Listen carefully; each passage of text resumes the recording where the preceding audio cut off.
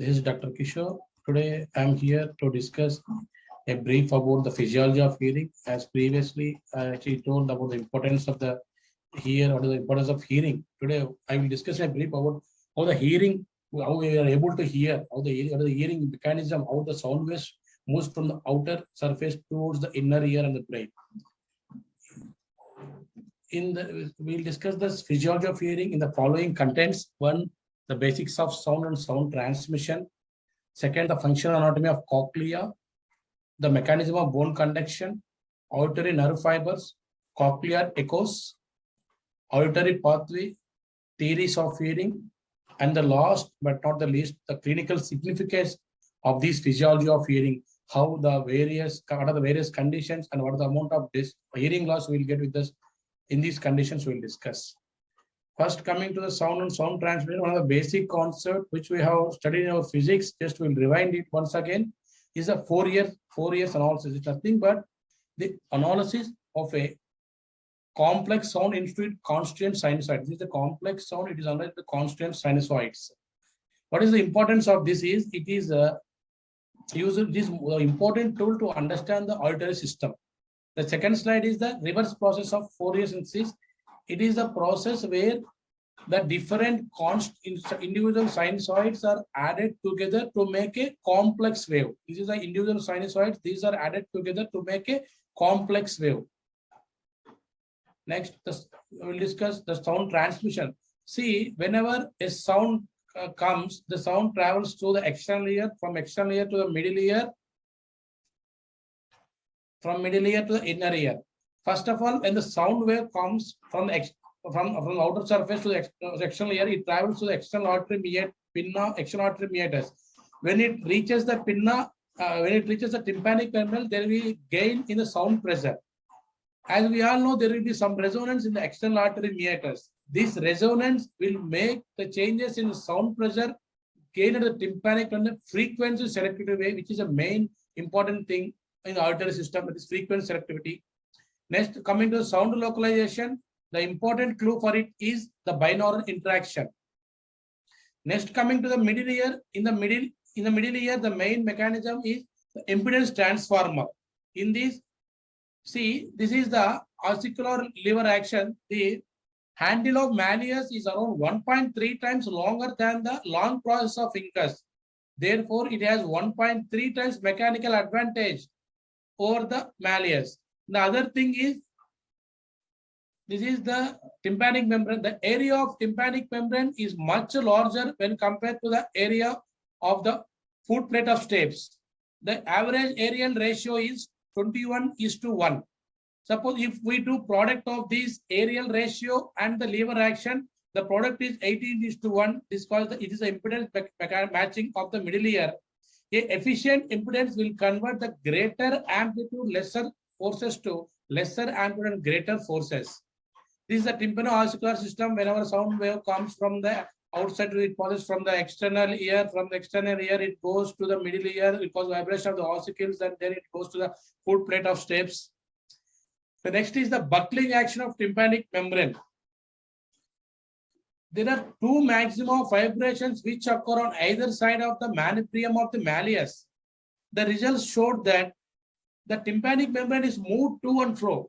This to and fro tympanic membrane is because the tympanic membrane is buckled between the manubrium of malleus and the anterior and posterior edges. This will tell us the movement of the malleus is a little less than the movement of the tympanic membrane when we compare. We all know that there are only two middle ear muscles. One is the tensor tympani, or the other is the stapedius. The tensor tympani inserts on the top of the manubrium of malleus. Whenever this tensor tympani contracts, it will drag anteriorly and medially, which is perpendicular to the vibration. The other muscle is the stapedius muscle. The stapedius muscle inserts on the posterior aspect of the stapedius. The contraction will push the stapes posteriorly. The next is the axis of rotation of these ossicles. See, this is the axis of rotation of the ear ossicles. The axis of rotation of these ossicles and the axis of suspension of their ligaments will coincide with the center of rotation inertia. By this, there will be a very less loss of vibrations of the middle ear oscillans during vibration. See, there are two. For the pathway of articular coupling is the sound wave travels from the external ear, it goes to the middle ear, it causes the vibration of the ossicles, then it is transferred to or moved to the inner ear. That is footprint of steps, through footprint of steps. The acoustic coupling, without it goes directly to the round window and the oval window. We have all know the functional anatomy cochlea. The cochlea is nothing but a three-coiled structure. It has a scala vestibuli at the top, scala media in the middle, and scala tympani in the down. The scala vestibuli and scala media are separated by a Reisner's membrane. This is a very thin membrane so that it won't affect the transmission of sound from the vestibuli to the media. And sometimes these two will join together to form as a single brick chamber. Next coming, the scala media and the scala tympani are separated by a basilar membrane. This basilar membrane consists of basilar fibers. There are around 10,000 basilar fibers are present in this basilar membrane. These fibers at the outer end are fixed, and at the distal end they are embedded in the tectorial membrane. This separates the scala media from the scala tympani. On the upper surface of the scala basilar membrane, we have organ of Corti. This is the organ of Corti. The organ of Corti is a receptive organ which transfers the nerve impulses to the nerve fiber, which generates nerve impulses by taking the impulses from the vibrations of the basilar membrane. See, the organ of Corti consists of hair cells. These are inner hair cells. These are outer hair cells. I will discuss in a brief about these hair cells. See, this is an inner hair cell. This is a flask-shaped inner hair. The inner hair cell is flask-shaped. The inner potential, inside the potential of the inner hair cell is 45 millivolts. See, these hair cells will have stereocilia on their apical surface. Whatever, whether it is maybe inner hair cell or outer hair cell, the stereocilia will be run in a direction towards the radial shape, so that these inner hair cells are arranged in a straight line. These inner hair cells are only few in numbers, around 3,000, and they are only a single layer of inner hair cells. When compared to outer hair cells, the outer hair cells will be arranged in 3 to 4 layers, and the stereocilia of the outer hair cells will be diagonally based towards the cochlear ducts to get the radial shape, so that these are arranged in the shape of V or W. See, about 90 to 95% of cochlear nerve endings end in the inner hair cells. Only a few cochlear nerve endings will end in the outer hair cells. And the other thing is the retrograde nerve supply from the brainstem will control the sensitivity of the outer hair cells, and these outer hair cells will emit the autoacoustic emissions. The other thing is one more important thing which the stereocilia are loosely packed in the inner hair cells, but they are tightly packed in the outer hair cells. These are the supporting cells or diater cells. These hold out the base of the hair cells, and they produce a mechanical support to the outer hair cells. Now coming to the mechanism of bone conduction. See, with the mechanism of bone conduction, first we will discuss the outer ear, external ear. With the vibration, when the vibration of the bone is coupled to the walls of the external artery canal on the air column in it. See, when the external artery canal is open, so there some of the vibrations escape from it. So there will be loss or decrease in sound pressure gain. Whenever this external artery meatus is closed, the sound pressure changes are increased and transmitted to the inner ear by normal middle ear route. That means by occluding the external artery meatus, the bone conduction is increased. Coming to the middle ear, that these vibrations of the skull are transmitted to the middle ear, cause rotation of the oscular bones, which is coupled to the inner ear. And this middle ear acts as a broadly tuned bandpass filter, and this peak transmission occurs at around 1 kilohertz. We all know about the Cahard's heart, which occurs at 2000 hertz in bone conduction in otosclerosis. Coming to the inner ear, there is a scenario. See, we have oval window, we have round window. See, when oval window and round window and cochlear duct, if all these three are sealed, the bone conduction will be present, but it will be less than the air conduction. The reason for this is there will be a differential distortion of cochlea and the outer walls of the labyrinth. One more reason is the cochlear partition with the scala vestibula is larger than scala tympani as I previously showed. Second scenario, when only the oval window is sealed, then the bone conduction is more than the air conduction. It is because the differential compliance between the scala will increase the bone conduction, and this round pressure, this round window which is present down will release the pressure and also produces movement with the phase of the cochlear fluids. In the third scenario, when the round window membrane has increased mobility, the conduction of bone will decrease more, because the reason is that it acts as shunt for pressure changes. Then we'll come to the transmission of sound in cochlea. It is traveling wave. The basis of the mechanical traveling wave is frequency selectivity and our extreme sensitivity to sound. Normal traveling wave is fundamental to the normal auditory system. The pathological wave can cause the severe deficit of sensorineural hearing loss. This traveling wave was first described by von Becasey. See, now we will discuss the movement of fluid in cochlea. See, whenever this is the oval window, this is the round window. Whenever the foot plate of steps moves inward against the oval window, the round window will move outwards. This is because it is bounded on all sides by the bony walls. So the pressure will come out. The initial, see, whenever suppose when a sound wave comes to the oval window, the initial effect of a sound wave entering at the oval window is to cause the basilar membrane at the base of the cochlea to bulge in the direction of the round window. This elastic tension, which is built up due to the vibration and vibration of these basilar fibers towards the round window, will make the wave travel along the helicoprima. See, each wave is suppose the sound wave, which whenever it starts is relatively weak. The wave is weak relatively at the starting, but becomes strong at a position where the natural resonance of sound equals to natural resonant frequency equals to sound frequency. The high frequency waves travel for only a few distance, and the mid frequency waves travel a little bit more distance, but the low frequency travels more distance. The waves travel fast along the initial portion of basilar membrane, but as they progress more slowly, as it goes farthest for the cochlea, because at the initial stage elasticity will be more. As it goes farthest from it, the elasticity will be decreased.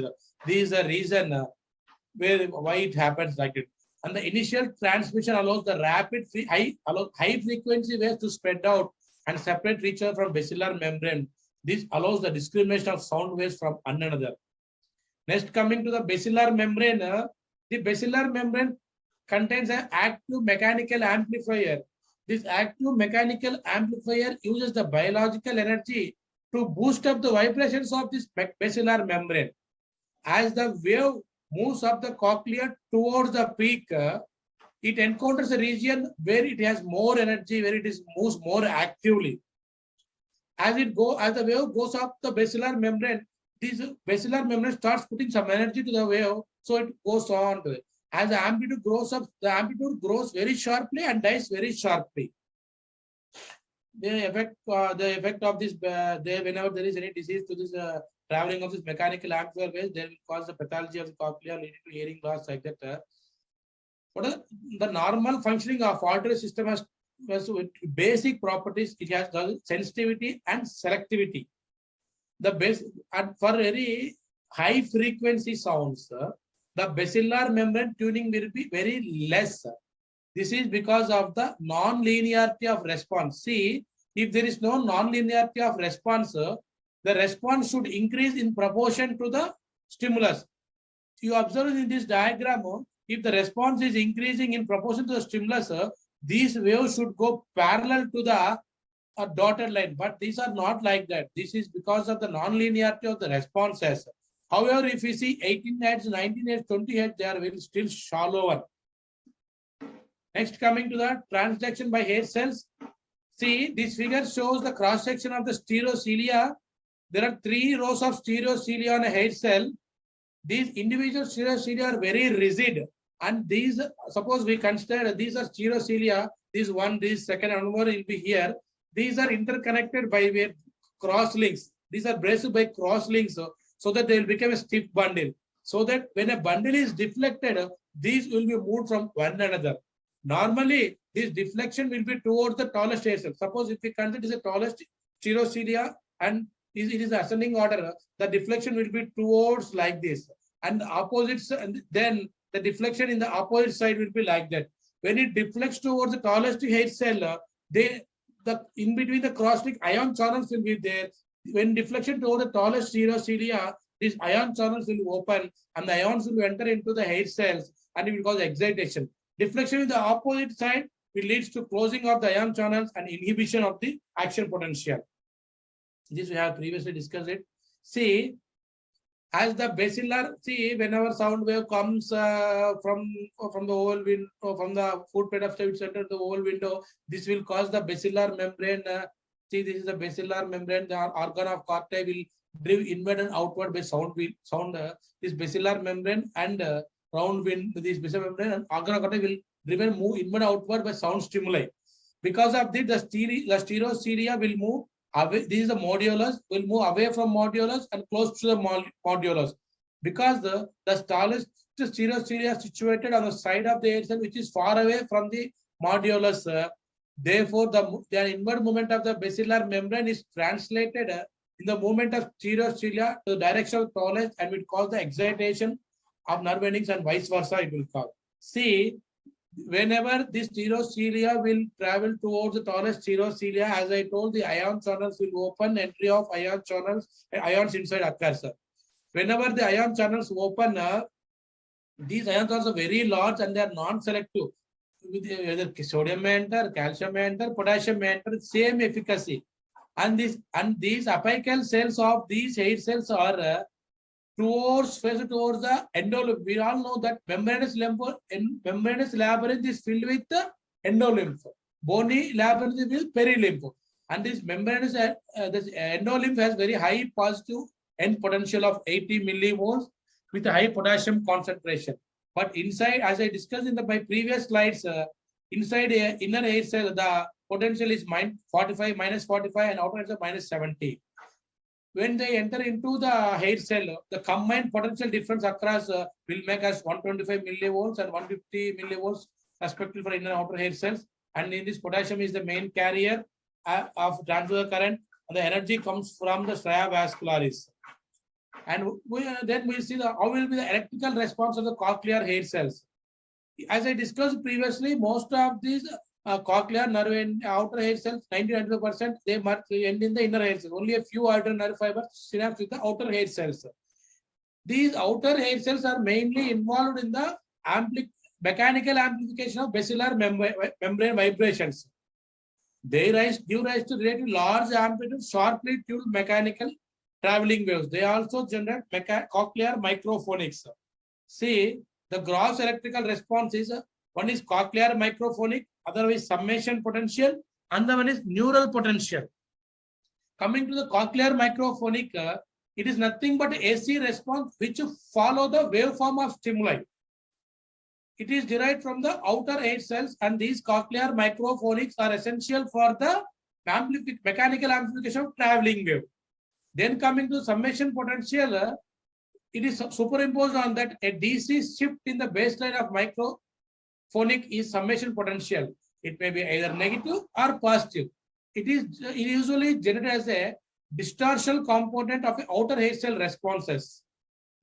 These outer hair cells may be destroyed by ototoxic drugs, as we all know, like gentamicin, amikacin. These are ototoxic drugs. These will destroy the outer hair cells, leading to auditory response drops. Then coming to neuronal potential, either at the beginning or sometimes at the end of the stimuli, a series of deflections will occur in a negative direction, making a neuronal potential.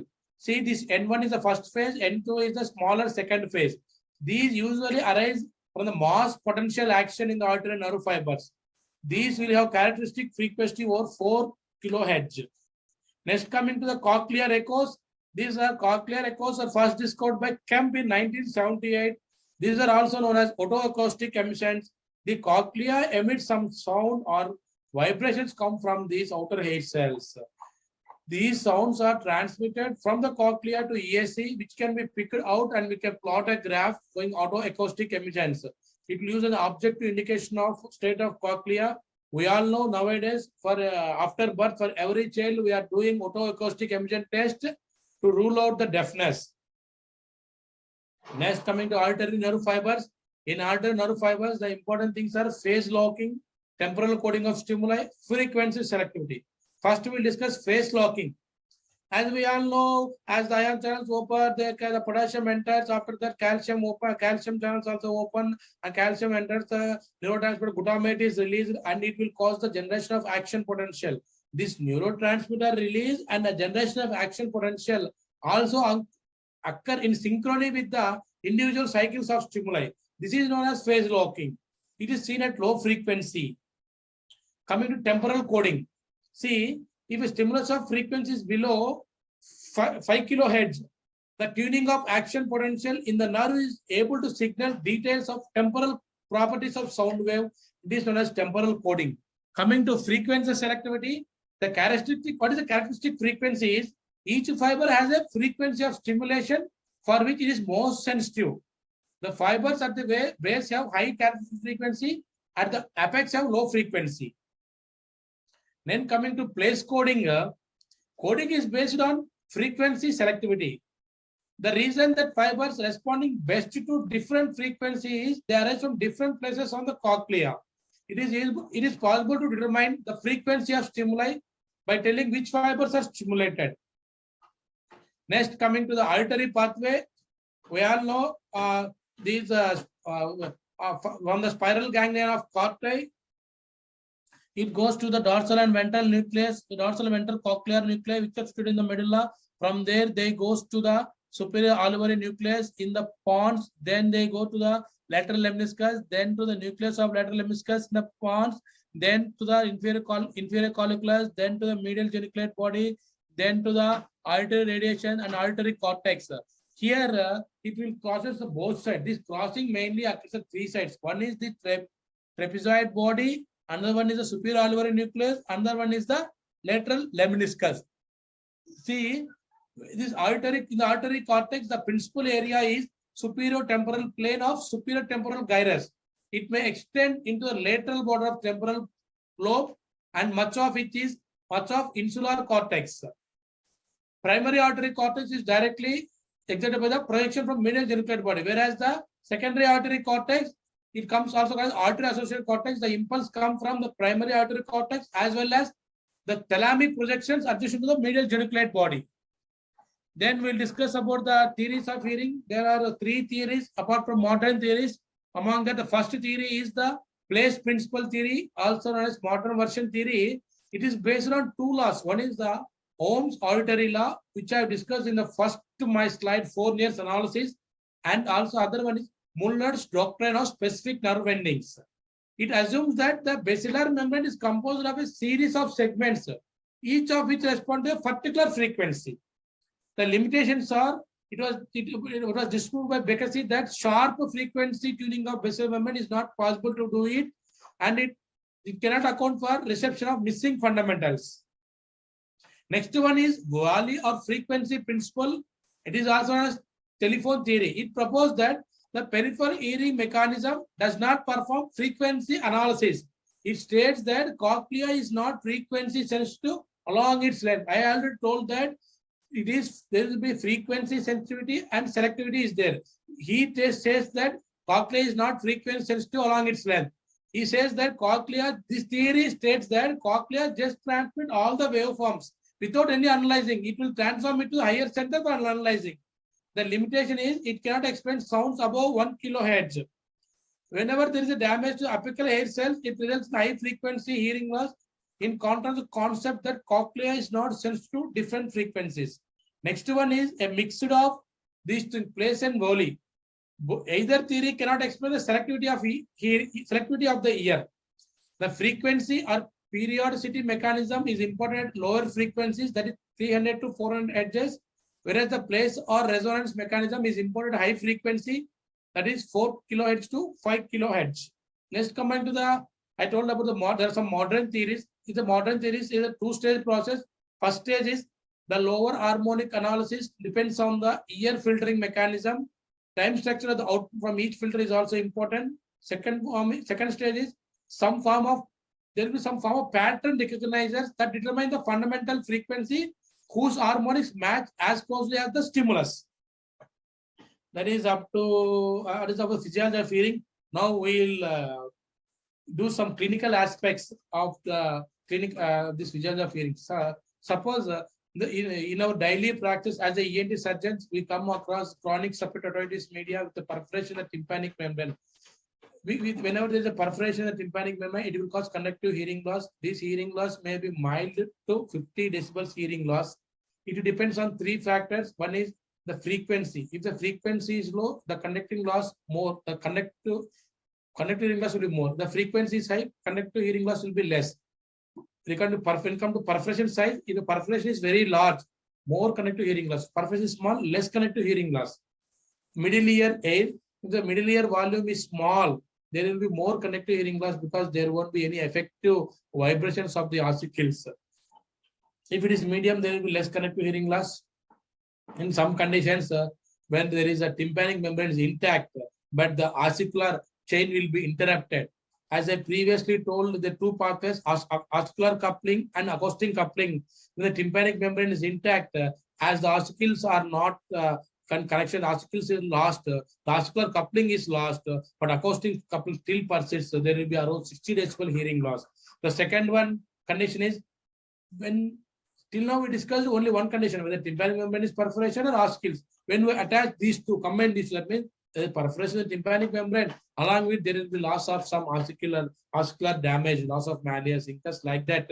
There will be 40 to 50 decibels of conductive hearing loss. There will be loss of ossicular coupling, but there will be enhancement of acoustic coupling by 10 to 20 decibels. See, there is one condition called tympanic atelectasis. That means the tympanic membrane will be closely attached to the middle ear. The tympanic membrane will retract onto the middle ear, but the tympanic membrane is intact, but ossicles will be less mobile. This will, so the ossicular coupling will be less, so the hearing loss will be negligible to 50 decibels hearing loss.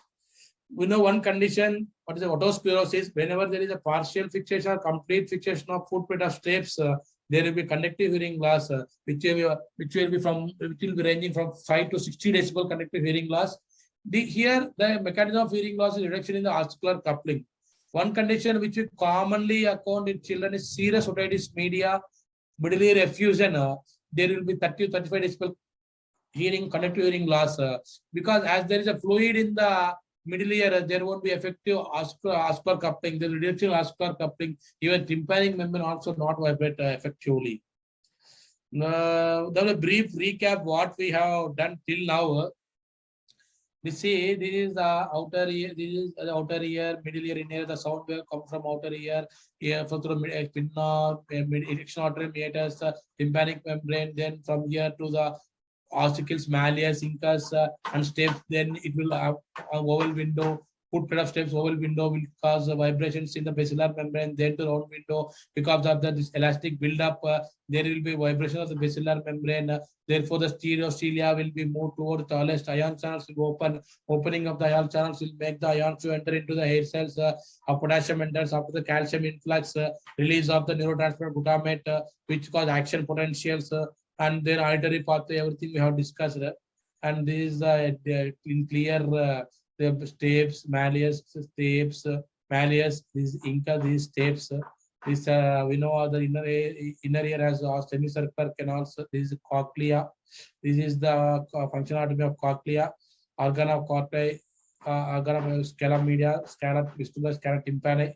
This is in a organ of corti, outer hair cells, inner hair cells, tectorial membrane. Okay, thank you. Now I'll conclude my sessions. I'm very thankful to Dr.